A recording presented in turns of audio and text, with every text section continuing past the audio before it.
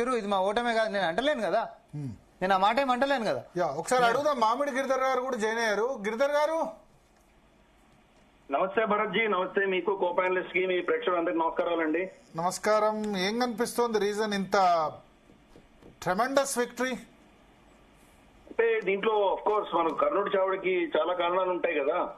దీంట్లో మనకు చూస్తే గనక ఒకటి బీజేపీ జేడీయూ వీళ్ళ గఠబంధన్ చాలా అద్భుతంగా పనిచేసింది. బీజేపీ గతసారి 74 సీట్లుండి వీళ్ళు 50 కూడా లేనటువంటి పరిస్థితిలో కూడా ఈసారి ఇద్దరు సమానంగా పంచుకున్నారు. 101 పంచుకోవడం అన్నది నితీష్ కుమార్ కి వీళ్ళు ఇచ్చిన గౌరవం అన్నది ప్రజలు దాన్ని గమనించారు. రెండు, మనకు చిరాగ్ పాస్వాన్ గతంలో ఇండిపెండెంట్ గా కంటెస్ట్ చేసినటువంటి వ్యక్తిని మళ్ళీ వాళ్ళ కూటమిలో తీసుకుని అతను కూడా మర్యాద ఇవ్వడం వల్ల ఎక్కడ కూడా వాళ్ళ ఓట్లు చీలిపోకుండా ట్రాన్స్ఫర్స్ పర్ఫెక్ట్ గా అయినాయి. ఇది వీళ్ళ సైడ్ ఉన్నటువంటిది.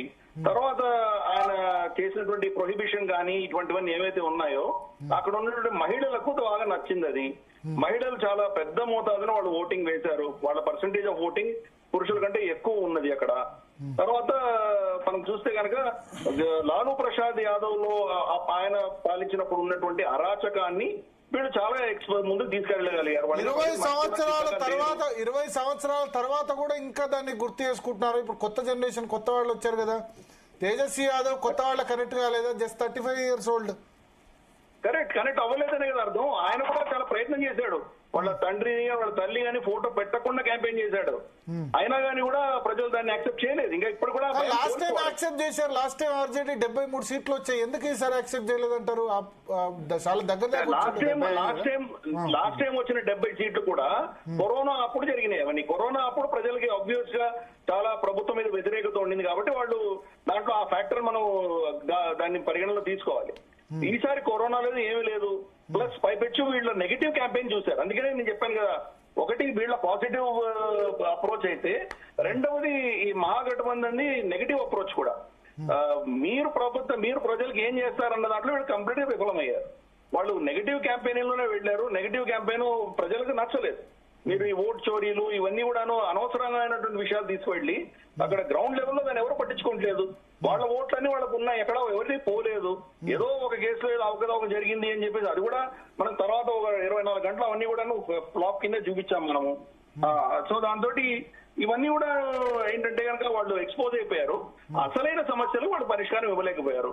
సరే, అక్కడ డెవలప్మెంట్ లేదు, అందరికంటే పేదరికంలో ఉన్నటువంటి రాష్ట్రము, ఇవన్నీ ఆర్గ్యుమెంట్సే. మరి అది నిజంగా అంత పరిస్థితుల్లో ఉంటే మరి మహాగఠబంధన్ కాంగ్రెస్ దాన్ని ప్రజల్లోకి ఎందుకు తీసుకెళ్ళలేకపోయారు? మేము ఇక్కడ ఉద్యోగాలు లేక మీరు వలస వెళ్తున్నారు, మేము వస్తే మీకు ఇక్కడే ఉద్యోగ అవకాశాలు కల్పిస్తాము అన్నాడు తేజస్వి యాదవ్. కరెక్ట్. తేజస్వి యాదవ్ ఇచ్చినటువంటి ఇన్సెంటివ్స్ ఎవరు ప్రజలు యాక్సెప్ట్ చేయడానికి సిద్ధంగా లేరు. ఇంటికి ఒక ప్రభుత్వ ఉద్యోగం ఇస్తానన్నది ప్రజలు తిరస్కరించారు. వీళ్ళు ఇచ్చిన 10,000 రూపాయల కంటే కూడా మీరు ఇంకా చాలా ఎక్కువ కొన్ని వేల కోట్లు, కొన్ని లక్షల కోట్లు ఖర్చు పెడితే కూడా మీరు ఆ ఉద్యోగాలు ఇవ్వలేరు. అన్ని ఉద్యోగాలు లేవు. అయినా మీరు ఆ ప్రామిస్ ఇచ్చారు, అయినా ప్రజలు తిరస్కరించారు కదా. కాబట్టి దాన్ని ఏదో విధంగా దాన్ని బ్లేమ్ చేసేటువంటి పరిస్థితి కాదు. నితీష్ కుమార్ 25 సంవత్సరాలు ఏం చేశారంటే లాలూ ప్రసాద్ యాదవ్ ఉన్నటువంటి అరాచకపు పరిస్థితి నుంచి ఈ రోజు వాళ్ళు సురక్షితంగా హాయిగా ఉన్నటువంటి పరిస్థితి తీసుకొచ్చాడు ఆయన. ఆయన డెవలప్మెంట్ చేశారో చేయలేదో అది వేరే చర్చ ఉండొచ్చు. కానీ బేసిక్ గా ఏంటంటే అక్కడ ఒక శాంతియుతమైనటువంటి వాతావరణం తీసుకురాగలిగారు ఆయన. ఈ బాహుబలిలందరినీ కూడా దూరం పెట్టగలిగాడు ఆయన. తర్వాత ప్రొహిబిషన్ తీసుకురావడంతో ఇక్కడ చాలా మంది మహిళలు వాళ్ళందరూ సంతోషంగా ఉన్నారు. కాబట్టి ఇటువంటి వాళ్ళ ప్రజలకు నచ్చాయి. అక్కడ డ్యాములు రాలేదా, ఫ్యాక్టరీలు రాలేదా, ఐటీ రంగాలు రాలేదా, ఇవి ప్రజలు చూడలేదు కదా. అది చూసుంటే కనుక రాహుల్ గాంధీ గారు ఐటీ కంపెనీలు తెచ్చి ఉండేవాళ్ళు, మనకు తేజస్వి యాదవ్ ఇంకేదో తెచ్చి ఉండేవాడు అని చెప్పి వాడు ఓటు వేసి ఉండాలి. ఎందుకు వేయలేదు? కాబట్టి ఈ ఆర్గ్యుమెంట్స్ కి లాభం లేదు. ఫస్ట్ ఫండమెంటల్ గా ఆ ప్రజలు లాలూ ప్రసాద్ యాదవ్ యొక్క పాలన ఇప్పుడు కూడా మర్చిపోలేదు అన్న విషయం మనం అర్థం చేసుకోవాలి. కీలకమైనది ఏంటంటే అక్కడ ఆర్ఎస్ఎస్ చాలా అద్భుతంగా పనిచేసింది. ప్రతి కాన్స్టిట్యుయెన్సీలో కూడా రమారమి 300 పైచునుకు వాళ్ళు అక్కడ వాళ్ళ కార్నర్ మీటింగ్స్ కానీ ఇళ్లలోకి వెళ్లి మాట్లాడడం కానీ చిన్న చిన్న మీటింగ్స్ కానీ ఇవన్నీ చేసి ఆర్ఎస్ఎస్ పార్లమెంట్ ఎన్నికలకు ఎందుకు సహాయ నిరాకరణ చేసింది, ఆ తర్వాత హర్యానా మహారాష్ట్ర నుంచి ఎందుకు గేరు అదే బీజేపీ అన్నది వాళ్లకు వాళ్ళ తప్పులను సరిదిద్దుకోగలిగినటువంటి నైజం కెపాసిటీ వాళ్ళకు ఉన్నది.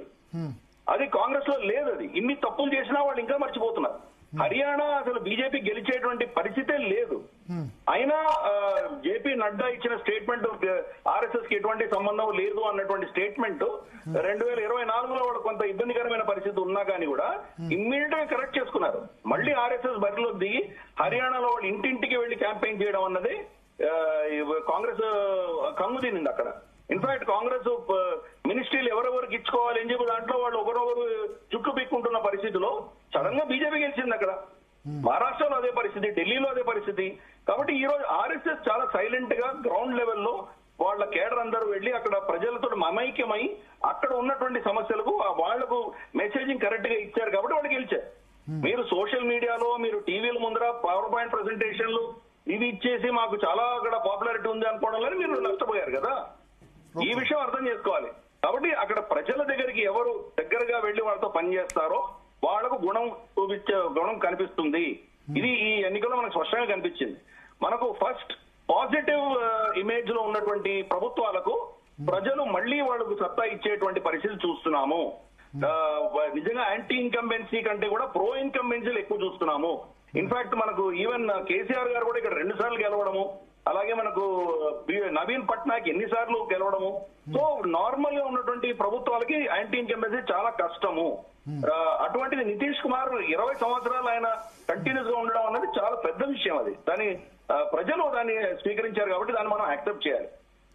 పైపెచ్చు దాంట్లో నెగటివ్ క్యాంపెయిన్ తిరస్కరించారు. వంశవాదము పరివారవాదాన్ని కూడా తిరస్కరించారు. ఇవన్నీ కూడా మనం అర్థం చేసుకోవాలి. తేజ్ ప్రసాద్ యాదవ్ అయితే కనుక తేజ్ ప్రతాప్ యాదవ్ 4వ స్థానంలో 5వ స్థానంలో ఉన్నాడు అతను.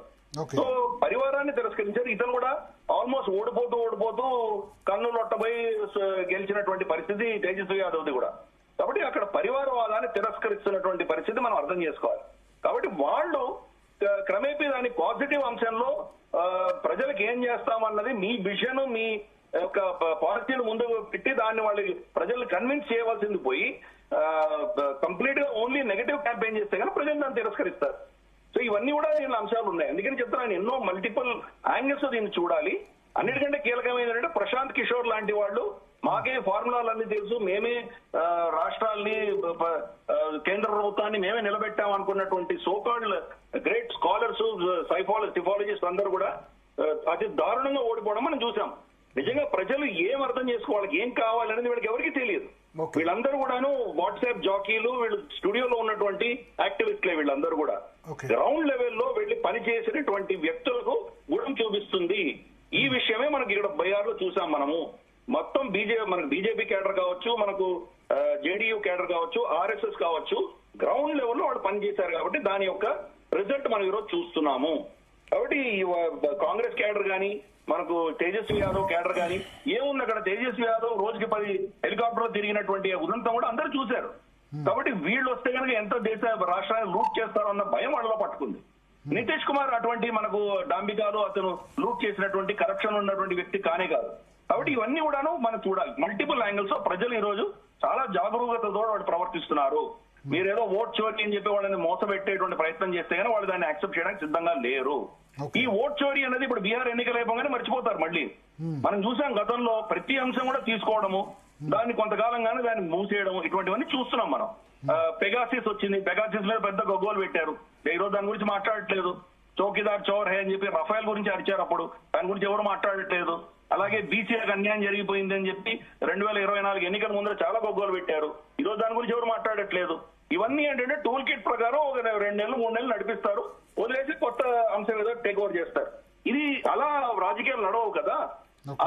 నిజంగా ఎన్నికల టైంలో మీరేమో కంబోడియాకి, కొలంబియాకి, తర్వాత ఒమాన్ కి వెళ్ళిపోతుంటే మీరు ప్రజలు మిమ్మల్ని ఎందుకు కనెక్ట్ అవుతారు మీతోటి?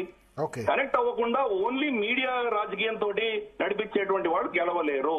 కాబట్టి గ్రౌండ్ లెవెల్లో కష్టపడి పనిచేస్తున్న వాళ్ళకి ప్రజలు దాని వాళ్ళకు రికగ్నైజ్ చేస్తున్నారు, వాళ్ళకు పట్టం కడుతున్నారు. ఈ అంశాలు అర్థం చేసుకోవాలి. అది మనకు ఏ పార్టీ అయినా కానీ కూడా గతంలో ఆమ్ ఆద్మీ పార్టీ 2 సార్లు గెలిచింది. అలాగే కర్ణాటకలో కాంగ్రెస్ గెలుస్తోంది. వాళ్ళ క్యాడర్ ఉన్నది ఇక్కడ పనిచేస్తున్నారు. తెలంగాణలో కూడా కాంగ్రెస్ కి చాలా మంచి స్ట్రాంగ్ క్యాడర్ ఉన్నది, వాళ్ళు పనిచేస్తున్నారు. ఇన్ఫాక్ట్ ఒక రీజనల్ పార్టీ టీఆర్ఎస్ ని బీఆర్ఎస్ ని వాళ్ళు ఓడించాలనుకున్నప్పుడు, నేషనల్ పార్టీకి ఓటేయాలనుకున్నప్పుడు వాళ్ళు బీజేపీ కాకుండా కాంగ్రెస్ కు ఓటేశారు. అందుకని ప్రజలలో మమేకమై ఇక్కడ పనిచేసేటువంటి క్యాడర్ ఉన్నటువంటి పరిస్థితులలో ప్రజలు తప్పకుండా వాళ్ళు గౌరవిస్తారు. బీహార్ లో మనకు వీళ్ళ ఆర్జేడీ మహాగఠబంధన్ ఏదైతే ఉందో, వాళ్ళ గఠబంధన్ లో ఇటువంటి ప్రజలకు సంబంధించిన విషయాలు కాకుండా అనవసరమైనటువంటి నెగటివ్ క్యాంపెయిన్ చేసి వాళ్ళు ప్రజలలో డిస్కనెక్ట్ అయ్యి దూరంగా ఉన్నారు. కాబట్టి ప్రజలు వాళ్ళని కంప్లీట్ గా తిరస్కరించారు. Okay okay okay okay so thank you మామిడి గిరిధర్ గారు, అదేవిధంగా సామ రామ్మోహన్ రెడ్డి గారు, శరత్ గారు. మొత్తానికి బీహార్లో 20 సంవత్సరాల తర్వాత కూడా నితీష్ కుమార్ మరొక్కసారి ముఖ్యమంత్రి పీఠం చేపట్టబోతున్నారు. బీజేపీ కూడా చాలా spectacular performance after parliament elections తర్వాత అన్ని ఎలక్షన్స్ గెలుస్తుంది. హర్యానా, మహారాష్ట్ర, తర్వాత ఢిల్లీ, ఆ తర్వాత బీహార్. అంటే ఎక్కడ తప్పు చేశామో బీజేపీ ఆత్మసమీక్ష చేసుకొని ముందుకు వెళ్తున్నట్టుగా మనకైతే అర్థమవుతుంది. ఇంకా 4 నెలల్లోనే మళ్ళీ ఎలక్షన్స్ ఉన్నాయి. తమిళనాడు, కేరళ ఇటువంటి చోట్ల BJP traditionally week. At the same time Assam, west అస్సాంలో మళ్ళీ అధికారంలోకి రావాలి. వెస్ట్ బెంగాల్లో మమతా బెనర్జీని ఓడగొట్టాలని ప్రయత్నం చేస్తుంది.